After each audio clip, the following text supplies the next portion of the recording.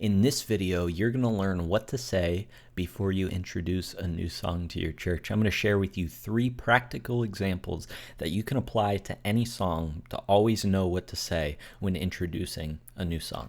Coming up.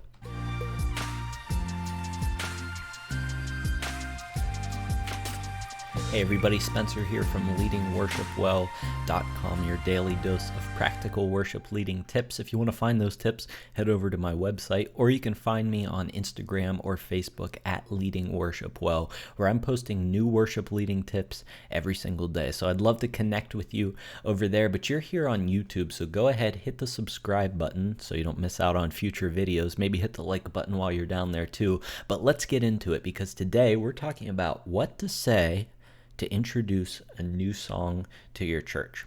And this is actually part of a much larger series that we've been working through. If you want to check that series out, you can click right here to get to the playlist.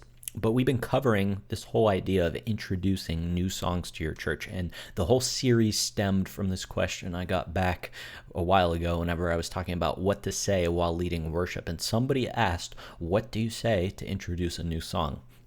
But I didn't want to just take 2 minutes to answer the question, because I thought it deserved much more than that. So I started out on this series. We talked about how to pick songs, how to introduce songs to your church before they even show up on Sunday. Lots of good stuff happening in the videos before this video. So if you didn't see it, go check it out. But today we're finally answering that original question, and that is, what do you say whenever you introduce a new song to your church? Because sometimes you want to introduce a new song, but you don't know what to say. You just go into it and you don't tell people that it's a new song, or maybe you're not sure what part of it to highlight. Well, I want to help you answer those questions today. But first we have to cover this, which is really important. In fact, it even says so on the slide. It says important in all caps and bold right there. And that is, tell people that it's a new song. You've got to tell people it's a new song. And I say this because I don't know about you, but before, I've fallen into the trap of trying to sneak these new songs into my church's repertoire, where you know it's a new song, your team knows it's a new song, but you don't tell your church because you think that maybe you can pull one over on them, and maybe they won't realize that it's a new song, and they'll just think that it's a song that they're not really familiar with, and maybe they'll sing along with it anyways, because if you tell people it's a new song, then they're like, well, I don't know it, so I'm just going to stand here. At least that's been my thought process in the past, but I determined that it's actually freeing to tell people that the song that you're about to lead is a new song. Because what it does is, first, if somebody hasn't been to church in a little bit, which we've talked about a couple times now, that people are only coming to church on average one Sunday out of the month, 1 week out of the month. They're only coming to church that often. So if they show up and you're singing this new song, they might just be thinking, everybody else knows this song, but I don't. So I'm just going to kind of sit back and let everybody else sing it. But the truth is, nobody knows the new song, and we can all learn it together, and there's unity in that. Whenever people understand that this is something that you're doing together as a church, obviously you're worshiping together as a church, but to make it even more specific in that you're learning a new song as a church, I think that that's really powerful for you to communicate. And it also gives people permission to not expect it to be perfect the first time for them, like singing the wrong words, not knowing the right notes. You can walk them through that too and let them know that's okay in worship. Like, we're learning this new song. It doesn't have to be perfect because it's the first time that we're doing it. So communicate to your church that this is indeed a new song, and you're going to see that language used over and over again as I share these examples of what you can say to your church to introduce a new song. But let's get into the meat of it, because today I'm sharing with you these 3 sort of examples that you can apply to any song, and I'm going to share with you what they are, and I'm going to be, in each example, you're going to see that you are going to tell people it's a new song. So the first one is this. The first is to teach them a part of the song. This is a great way to introduce a new song, because obviously the people don't know the song yet, so you got to teach it to them. And you can't teach them the whole song before you sing the song, but you can teach them a part of the song. And a couple parts that you could teach them is, number 1, the chorus.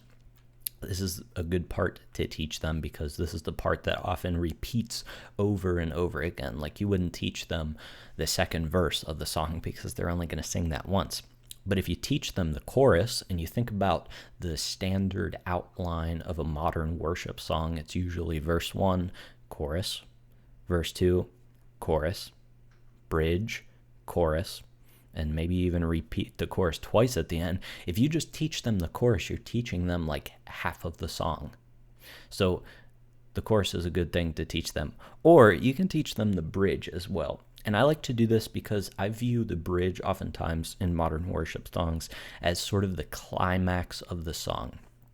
Obviously, we want everybody to be participating throughout, but if you could only pick one part of a song for people to fully participate in, which if you're teaching them a part of a song and they don't know the whole song, that's kind of the situation we're in, then sometimes I want that to be the bridge, because the bridge is the climax of the song. That's like maximum engagement, where people are responding to that specific truth that the song is highlighting, and the bridge often repeats over and over again. So it's pretty simple to teach. So either teach them the chorus or the bridge. The next question is, when do you teach them? When are you actually going to teach them this part of the song? And obviously, the most obvious answer is you could do it right before the song starts. That's a perfect time to introduce the song and say, we're going to teach you. This is probably what most people do, and it's a good idea. If you want to take it a step further than that, you could teach them earlier in the service. This is something that takes a bit more work. But let's say you do 4 songs at the beginning of your service, and you've got this new song in slot number 3. So you've got songs 1 and 2, and then the new song is number 3. You could potentially teach them this new part between song 1 and song 2 and kind of weave it into the music of those 2 songs. And as song 1 ends, you can say, we're going to be singing this song in a little bit, but we want to teach it to you now so you're prepared to sing it with us. And then you could put the chorus in between those 2 songs and then go into song 2 and then finally get to the new song in song 3. That's an idea. Or you could even do it the week before, and you can tag that bridge or that chorus onto a familiar song, onto a song that your church already knows, and teach it to them that way. Now, we've covered in was it last week's video, maybe? I'll link it up here, about introducing new songs before people even show up on Sunday. So if you pair one of these 3 things, like, they probably aren't going to get to know it super well if you just do it right before the song. But if you combine that with the things that we talked about in last week's video about introducing new songs before people even show up on Sunday, and you post a link to it on your Facebook, do a Facebook Live, put it on your Spotify playlist, lead it in a small group. We talked about all those things last week. If you do that and then couple that with doing it right before the song could be like a reminder or a refresher for the people who have already listened to it. So utilize all of these things together. Now, on to the actual question. What do you say? What can you actually say? And here's the general outline for it. If you want to teach them a part of the song, you say something like, hey, we want to teach you a new song today. Tell your church it's a new song. We talked about that before. Hey, we want to teach you a new song today. And then you can talk just for a moment about what the song is about. And then say, we'd love to teach you the chorus, or we'd love to teach you the bridge. And it goes like this. So in that, you're telling your church that it's a new song. You are giving like a 1 or 2 sentence explanation of what the song is about, and then you're teaching the song to them. So after you say that, you'd say it goes like this, and you'd head into the chorus or the bridge, and you'd sing it once through, and then you invite people to sing along with you. And I don't know, they might not be able to sing along with you 100%, but at least you're setting that expectation that they should be singing along with you, or that you're inviting them to sing along with you. And now they've heard that chorus or that bridge twice before you ever even enter into the song. And now they have a fighting chance of actually singing it whenever you sing it 3 more times. You're going to sing the chorus 3 more times. So now they've heard the chorus 5 times. Did you think about that? They've heard the chorus 5 times, and maybe at the end of that, next week they'll come in and they'll actually know the chorus whenever you lead it again. So teach them a part of the song. That's the first thing that you can do. The next thing you can do is just explain a line in the song. As worship leaders, we always want to explain to our church what the songs that we're singing are about. And you can do that from time to time. You probably can't do it for every song during the entire service because that would be a lot of speaking. But whenever you're introducing a new song, it makes complete sense to explain the song before you lead it, because as the first time people have heard it, you want to set that mindset of this is what the theme of the song is, this is what it's about. And you can do that through explaining one line in the song. So what you do is you pick an important line and you explain it. Not some random line at the end of verse 2, right? No, an important line, probably in the chorus. There's probably like the main theme of the song in the chorus. Pick that line out and just explain it to the people that you're leading. And this helps people understand it. Number one, they're actually understanding the words that you're singing. I don't know if you do this whenever you hear a song for the first time, but for me, and I think for a lot of people, especially worship songs, whenever you hear a song for the first time, you're listening to the lyrics and sort of trying to determine what it means. So if you lay that groundwork in advance for people and tell them what it means, or at least share with them a line from the song, then that helps them understand it before they sing it. And then whenever they sing it, they can connect with the song a little bit better because they've heard it in advance and they're not going through that process of trying to figure out what it means. Now, if you don't know what to say or how to explain a line, I recommend looking up a video of the songwriter talking about the song.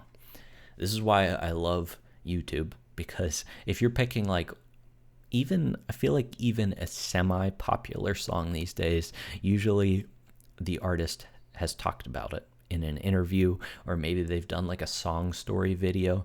Watch one of those and you'll have all the language that you need to understand how to explain the song, because the artist has already done the legwork for you and they're giving you the language that you need, and then you can use what they said in your own language and communicate that to your church and help them understand the artist's original intent behind the song and what it actually means. And that's a great way to explain a line in the song. So what's an example of that look like? Like, what do you actually say? Well, first of all, you say, once again, we want to teach you a new song.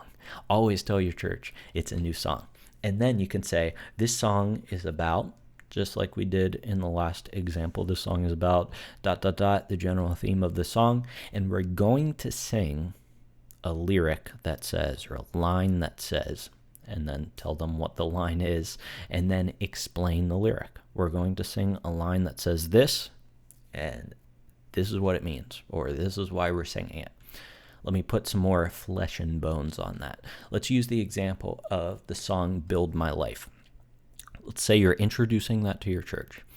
You would say something like this to explain a line in that song. You would say, hey, we want to teach you a new song this morning because we want to tell our church that it is indeed a new song. Okay, I'll stop saying that for now. I've said that like a million times.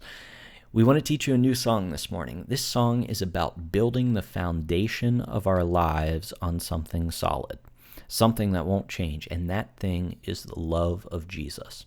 So now you've said what the song is about. Continuing on. In this song, we're going to sing, here comes the line, I will build my life upon your love. It is a firm foundation. You've shared the line now. Now let's explain the line. In the process, we are declaring that in a world that is constantly changing and shifting, we have found the one thing that doesn't change. Let's celebrate that together. So do you see the explanation process? We told him it was a new song. I'll even show you here. We told him it's a new song. We told him what the song is about. And we shared a line from the song, and then we explained more so, I mean, all throughout we've explained the meaning of the line. I think the line itself is pretty self-explanatory, but we've shared what we're doing when we sing that line. We are declaring that in a world that is constantly changing and shifting, we have found the one thing that doesn't change. Jesus is unchanging. And then let's sing it together. Let's celebrate it together. Let's declare it together, whatever language you want to use. So that's explaining a line in the song and setting it up for people to understand and connect with it better whenever they attempt to sing it and learn it for the first time. On to number 3. Tell them why you're introducing the song. Whenever you're introducing a new song, we talked about this whenever we talked about how to pick new songs for your church. And that is that you should have a reason to introduce the new song. And your reason shouldn't just be, hey, we haven't done a new song in a couple months and we really need to introduce a new one. That's not a good reason. A good reason, and if you want to hear more in-depth talking about this, I'll just cover it briefly here. You can check out the video from before. But the reason is something like you have something happening in the life of your church that you need to respond to. Some collective effort. Maybe you got some mission project or something significant happening in the life of your church that you want to respond to together. Maybe it's about trusting God. Maybe it's about going out and serving your community. Whatever it is, it's something that your whole church needs to respond to. Introducing a song for that reason is a great reason to introduce a song. Or maybe you've identified a common theme in people's lives. There's something happening in the lives of the people of your church, and they all need to respond to the same truth. So you pick out a song, introduce a new song that speaks directly into that. That's a good reason to introduce a new song. Or even just a sermon series. Your pastor has already set you up on this path of moving your church in a specific direction, and you want to complement that and support that, so you find a new song that ties into that sermon series. Those are good reasons to introduce a song, and then once you have those reasons, you simply explain it to your church. Whenever you're in front of them, you say, we're going to teach you this new song. I'm going to share with you an example in a minute, but we're going to teach you this new song, and we are singing it because ... Let me show you an example of what that would look like. Let's say that you're in a sermon series called That's Impossible. This is a series that my church did, 1 or 2 years ago now, but we talked about some impossible stories from the Bible, about things that seemed impossible, and obviously we were seeing that God is the God of the impossible. He can do impossible things. So we could have introduced the song Unstoppable God by Elevation Worship, because that talks about God doing impossible things. So an example of what you'd say in that situation is, we want to teach you a new song this morning. We're in this series right now learning about how the God we worship is a God who does impossible things. And we want to magnify him as the God of the impossible. So in this song, we're going to exalt him as the one who does impossible things, believing that nothing is too difficult for him. So now you've made the connection for your church that we aren't just introducing this new song because it's time to introduce a new song, but there's a reason behind us singing this new song, and that is that we're learning about the God of the impossible right now as a whole church, and we want to respond to that together. So tell them the reason that you are introducing the new song. You should already know the reason that you're introducing the new song anyways, because that's why you picked the new song. So just tell your church about it. Now, one last thing before we wrap up, and I just want to talk about how to speak confidently, how to say these things confidently, because maybe you don't usually speak in front of your church, maybe you aren't comfortable with it. Well, there's a resource that I want to point you to first, and that is to just check out the What to Say While Leading Worship, the Ultimate Guide series that I did a while ago. You can check it out right here. I covered everything that you need to know about speaking while leading worship. But the general rule to speak confidently, the general process is this: simply write down what you want to say. Start with that. Write down what you want to say. And this will speed up as you do it more. The first time it might take you 20 minutes to come up with, 20 seconds of what you want to say. But write it down word for word, just like you would say it on Sunday. And then the point of doing that is just to get your thoughts out and make them concrete. Whenever they're in your head, they're a jumbled mess. But when you write them down, you have to commit to them and they become a bit more concrete. So write them down. Now you've got them in front of you. The goal is that they aren't a script to be memorized. You aren't memorizing the words on the page. You are picking out the few main points in there and memorizing those, and then whenever you speak in front of your church, you connect them together authentically. So instead of memorizing this whole script, you've got these main points, and then you use those to guide what you want to say on Sunday. So that's the general gist. If you want to hear more about that, just check out the series that I did a little bit ago. And then the other thing you can do is just practice in front of your worship team. Utilize your worship team. That is a safe space to practice speaking because it's a smaller group. They're people you trust, hopefully, and they aren't going to judge you. They can even give you feedback about how you can explain something better. But just if you're introducing a new song and you want to practice that, just explain to them why you picked the new song in a small setting with, I don't know how many people are on your worship team, 5 or 6 people, or maybe you have a really small worship team and it's just you and one other person. Just practice explaining to them, your worship team, why you're introducing this new song to your church. You already know the reason because we talked about how you should have a reason to introduce a new song. So just explain it to them. And then you can use that same sort of language to talk to your church on a Sunday morning. Or you can even utilize your worship team to craft that language. Like ask them about the song, ask them what lines stick out to them and what they think they mean and why it's a good idea that your church sings this. Use your collective team to craft what you want to say, and that'll help you speak more confidently. Hey, before you go, I want to share with you a free audio training that I put together. It's called 5 Tips to Instantly Improve Your Worship Leading. In it, I share with you 5 simple tips that will instantly improve your worship leading. They're pretty simple tips, but you got to know them. And then if you just implement them, they're so simple that you can do them actually all at the same time. They aren't anything crazy, but you've got to know them. And once you implement them, they will instantly improve your worship leading. If you want to find that, you can head to my website, leadingworshipwell.com, or just click the link in the description below. Thanks so much for joining me today. We've got one more video in this series. I'm going to be talking about how to review the effectiveness of that new song that you finally introduced. That's coming up next week. But thanks so much for joining me today. Keep leading worship well. I'll catch you in the next one. Later, guys.